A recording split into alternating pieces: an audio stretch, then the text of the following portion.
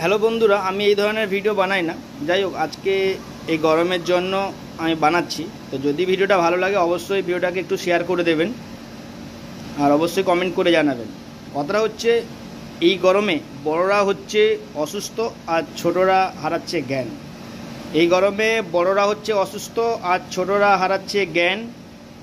School গিয়ে ছোট্ট বাচ্চারা অসুস্থ হচ্ছে, এদিকে খেয়াল নেই শিক্ষা দপ্তর ও সরকারের কোনো ধ্যান। বুঝতে পারছেন? স্কুলে গিয়ে ছোট বাচ্চারা অসুস্থ হয়ে যাচ্ছে, কিন্তু কোনো খেয়াল নেই, না শিক্ষা দপ্তরের না সরকারের, নেই কোনো ধ্যান। বলছি, গরমের ছুটিটা কি বাড়ানো হচ্ছে না শুধু শিক্ষকদের আন্দোলনের কারণ? শিক্ষকরা আন্দোলন করছে, তার জন্য হয়তো গরমের ছুটি পড়লে আবার আন্দোলন বাড়বে, সেই কারণে কি বলছি, গরমের ছুটি কি বাড়ানো হচ্ছে না শুধু শিক্ষকদের আন্দোলনের কারণ? নাকি আপনারাও চাইছেন স্কুলের বাচ্চাদের দিতে হবে কিছু প্রাণ?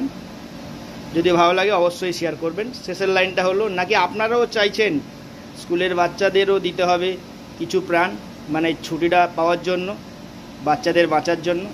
দেখুন, আমি ভিডিও করতে করতে নিজেই ঘেমে গেছি। তো যদি ভালো লাগে অবশ্যই ভিডিওটা শেয়ার করে দেবেন। ধন্যবাদ সবাইকে।